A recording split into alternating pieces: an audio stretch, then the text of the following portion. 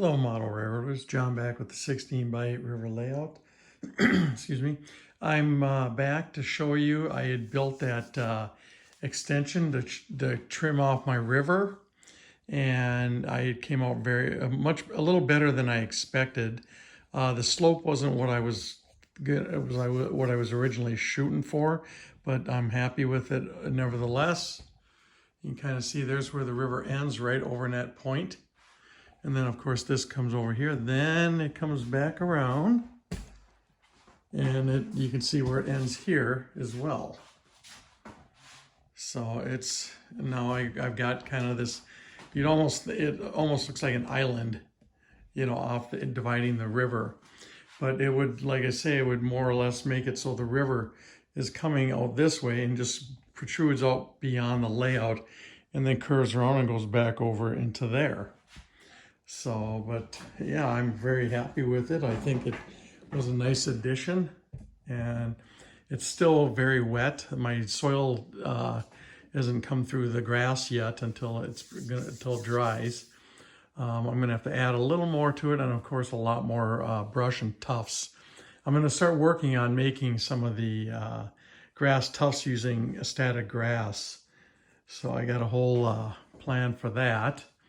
So we'll be doing that coming up soon too. So, but I just wanted you to see how it came out.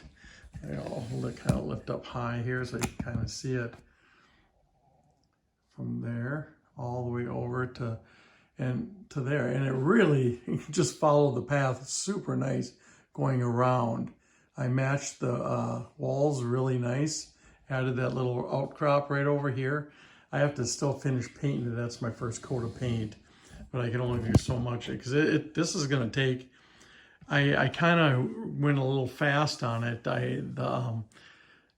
You'll see in the video at the end, if you watch the pictures, you'll see the start to finish where I just stacked up foam and then I plaster clothed it, then painted it, and then I started covering it. So I did all that in one day.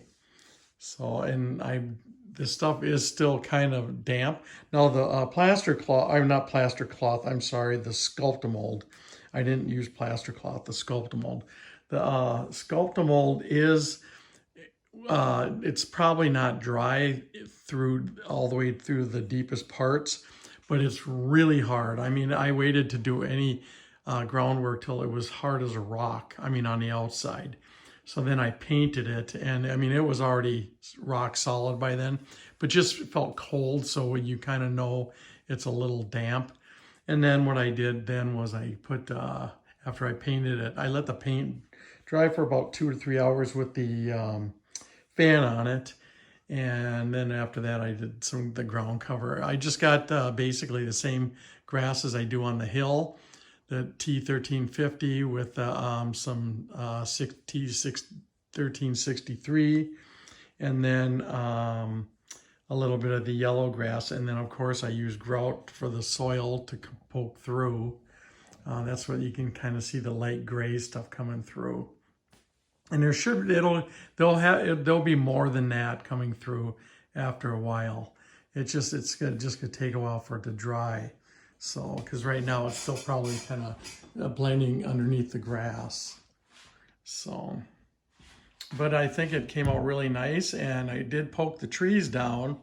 I had to poke the holes while it was still soft, because once this stuff gets hard, it's about I'd say in some spots an inch thick.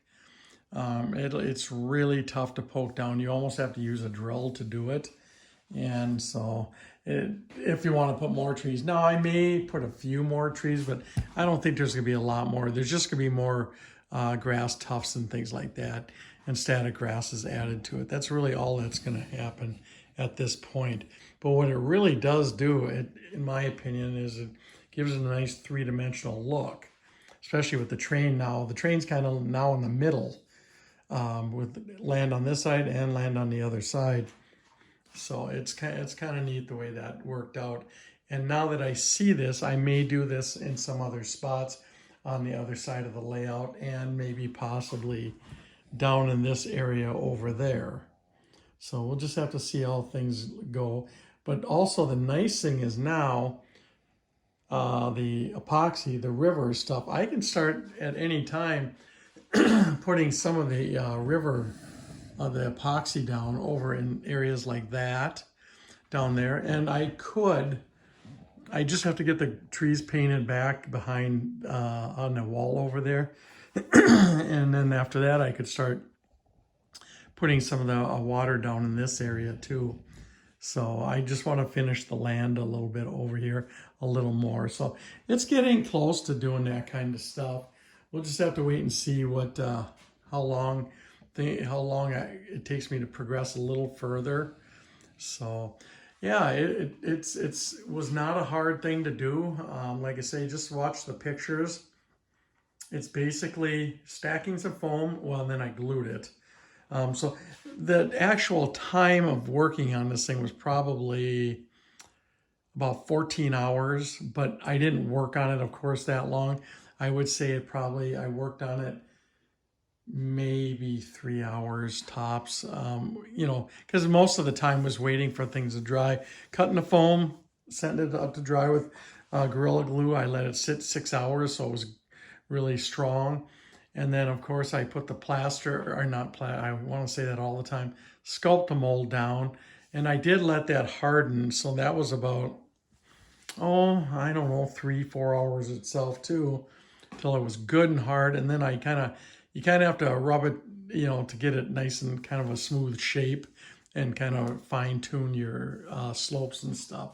So I did that.